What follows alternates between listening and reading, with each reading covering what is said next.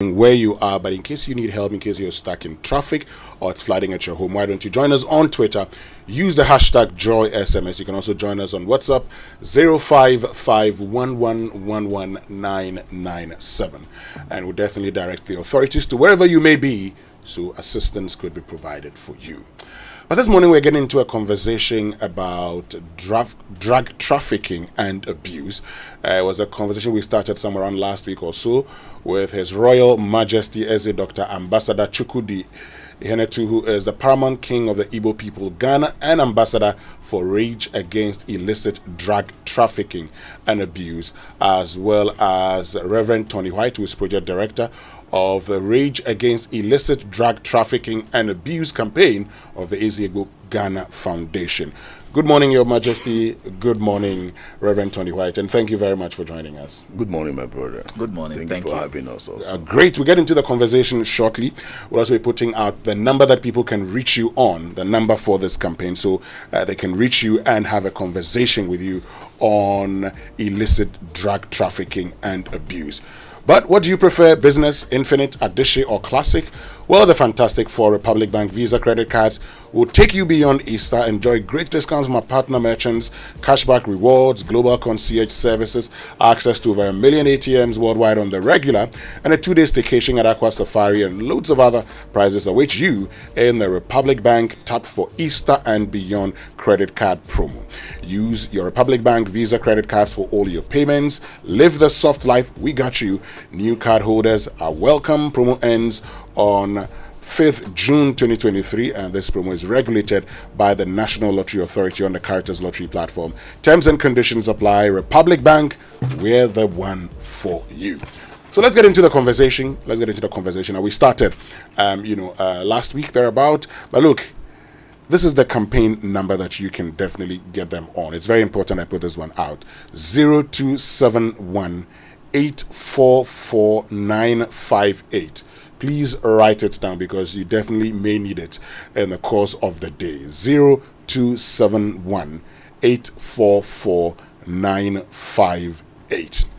Once again, you're welcome, and thank you very much for joining us. And we started talking about this, some time ago. We're talking about drug trafficking and its impact.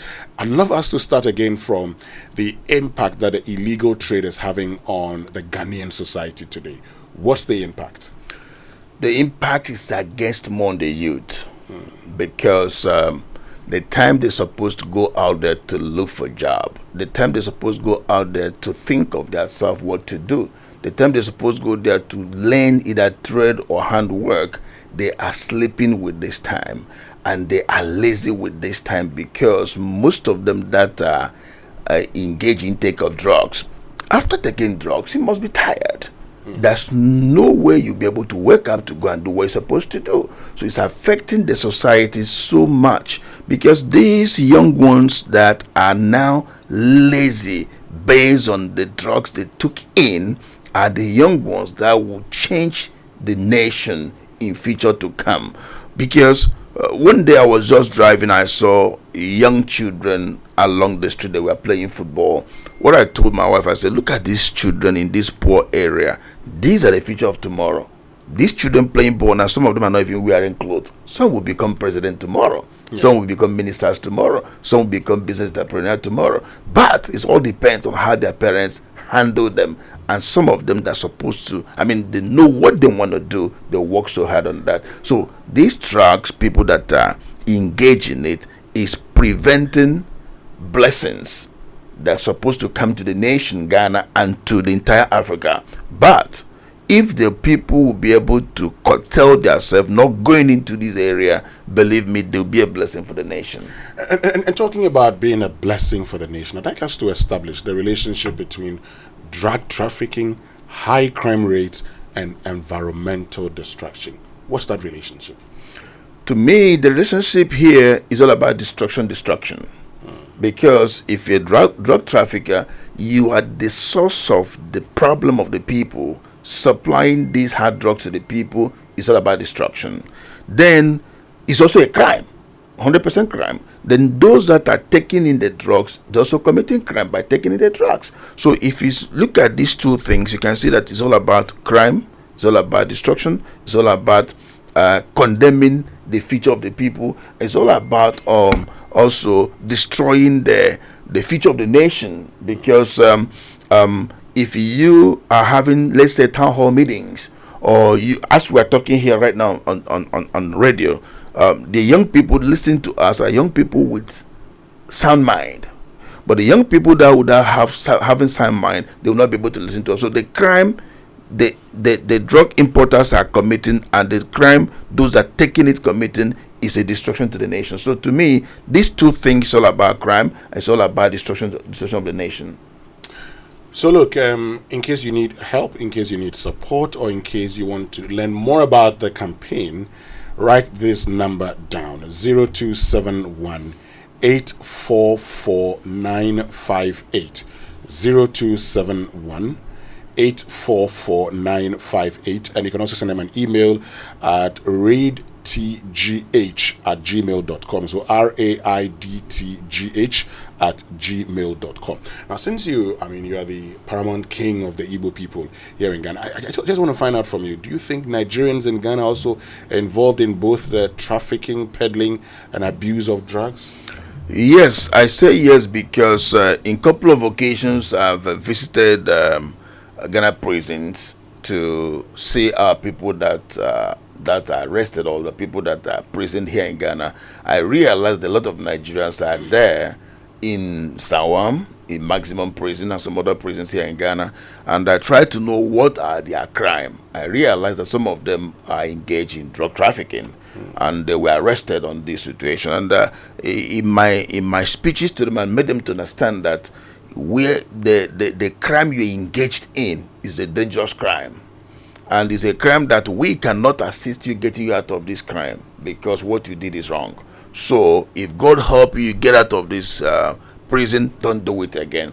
So to your question, yes, I realize that some Nigerians are engaged in drug trafficking in Ghana, and it is not the best for us. For this reason, we are also campaigning, telling our sons and daughters never to be engaged in such trade, because it's not a good trade. It's not a good thing. You might think you are making money, but you are destroying the continent of Africa.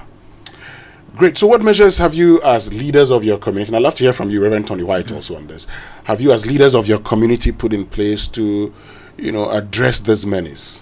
Well, one of the measures is this campaign to sensitize our people that the fact that you live here, you must obey the laws of the country where you live in, and the fact that you must not take the society for granted. We have community meetings where, like, each one looks out for the other.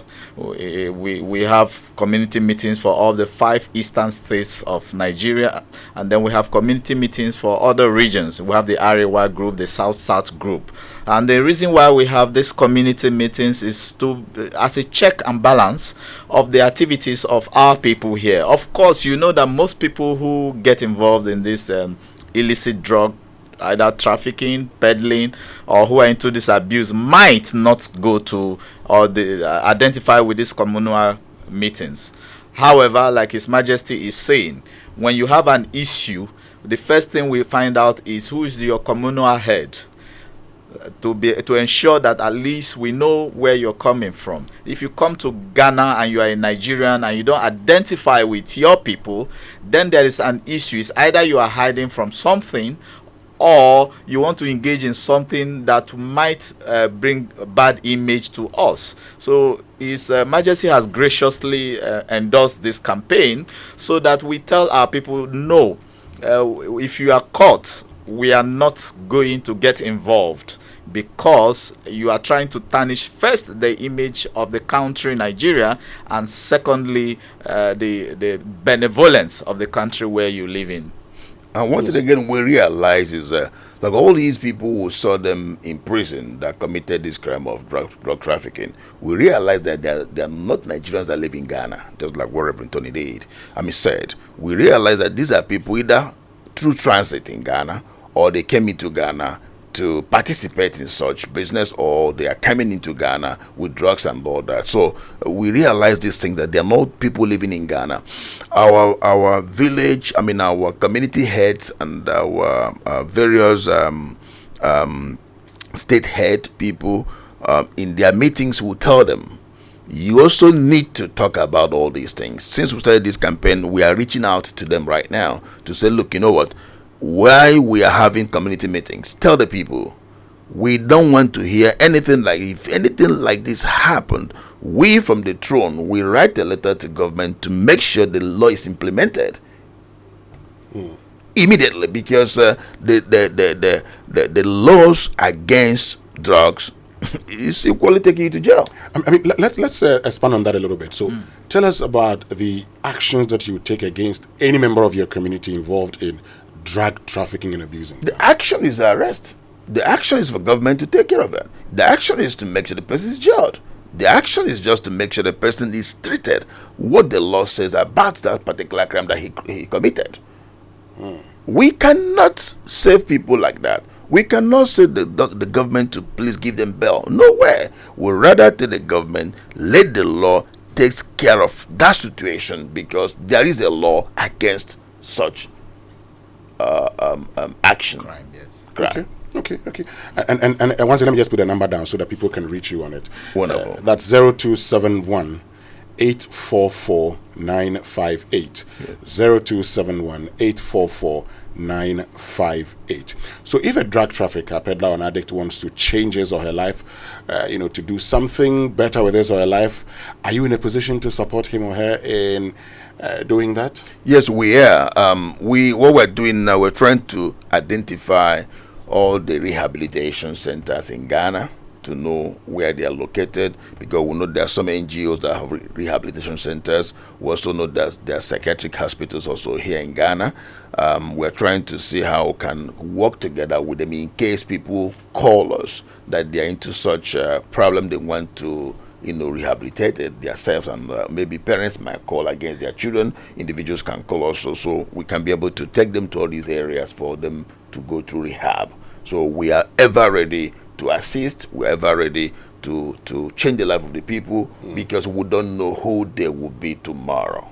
To buttress that too, we are not when we have some people who are reaching out to us already, and then we like to assure you that our mission is not to expose you. Our mission is to rehabilitate you. Whether you are a trafficker, you see the calls are coming already. Whether you are a trafficker who wants to be rehabilitated, or you are a peddler, or you are a user, we're only saying that if you genuinely want to be converted, then if we do our due diligence, we'll be involved in your rehabilitation. Maybe you're a peddler and you want to do a trade. By the grace of God, His Majesty is blessed, and he has sons and daughters who are involved in other trades. He can bring you under the tutelage of one of his sons to say, okay, train this person, so that when he's done with the training, we can empower him or her to do something that will benefit the society. Oh, great. I like that.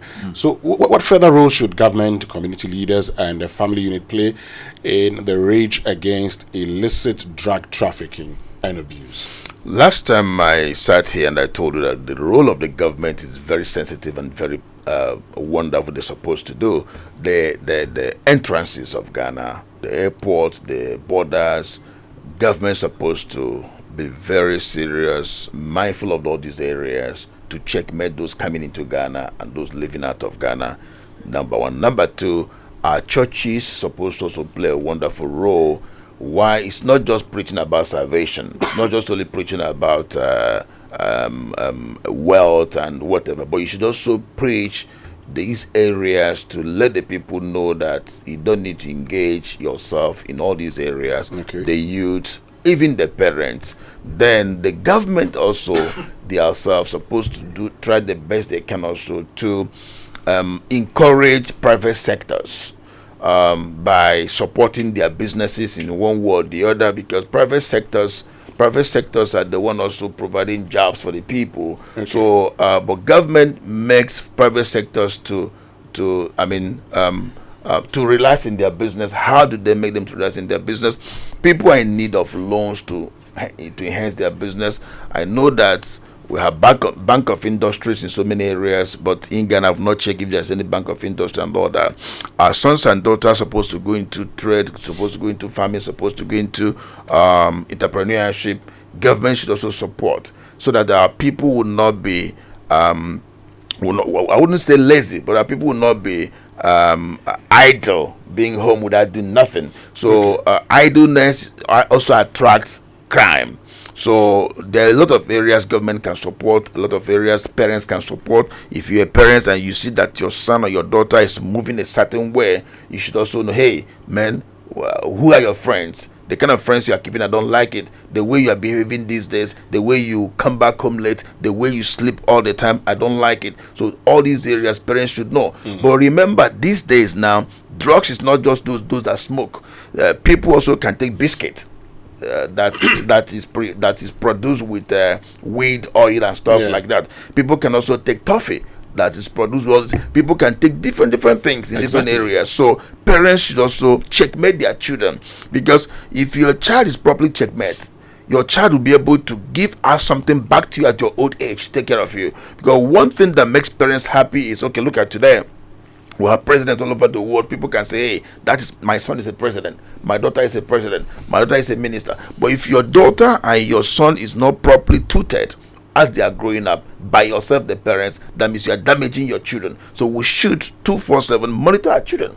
Sometimes if it's even possible, when you see your child is behaving somehow, you can even put a secret camera on your child to monitor him or her, to know what they are doing all the time in the room without coming out of the room. Okay, so it is a communication between parents, teachers, church leaders, and government to make sure this generation and the next generation will be intact.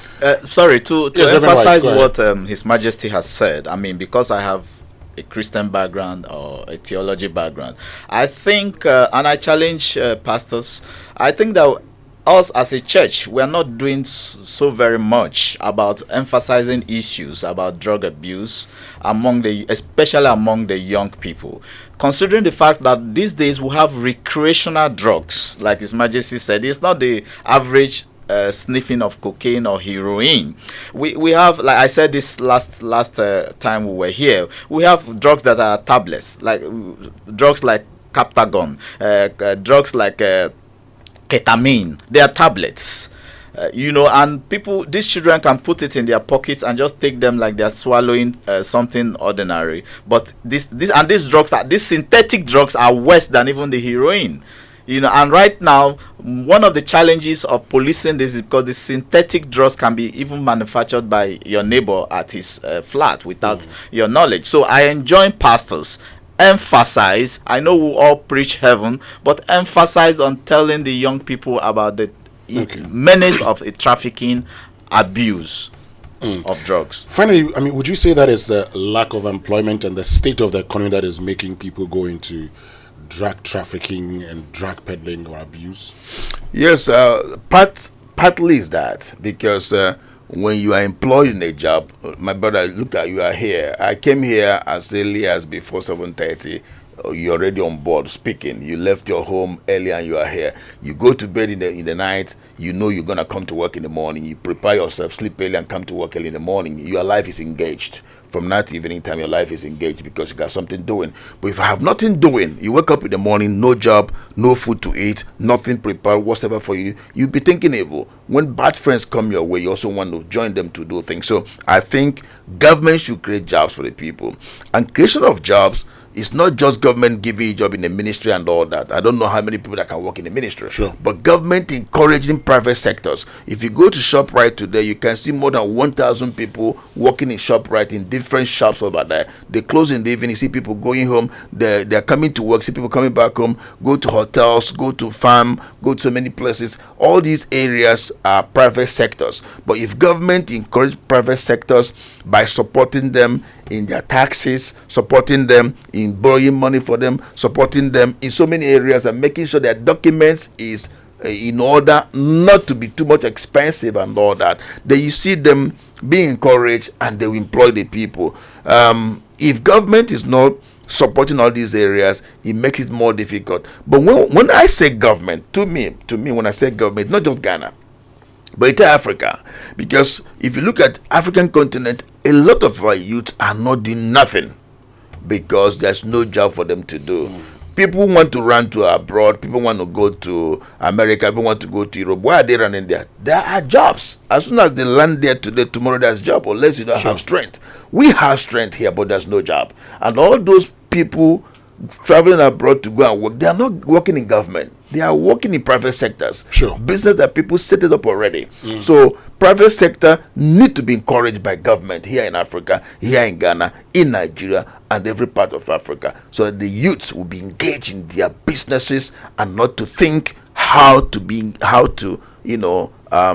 part of this drug intake. Great. Thank you very, very much, His Royal Majesty, Dr. Ambassador Chukwudi Hinetu, who's Paramount King of the Igbo people in Ghana and the ambassador for the RAIDT against illicit drug trafficking and abuse. And to you, Reverend Tony White, who's Project Director for the RAIDT against illicit drug trafficking and abuse campaign of the Izebo Ghana Foundation. The number that you can reach them on for support is 0271 844 958. 0271 844-958. They've told you that in case you are into drug trafficking abuse and you want to stop, you want to be converted from that, they are willing to assist you. And so you can reach them on these numbers, 0271 844-958, or you can send them an email on that's RAIDTGH, RAIDTGH at gmail.com. Thank you very, very much for joining us. Coming up here on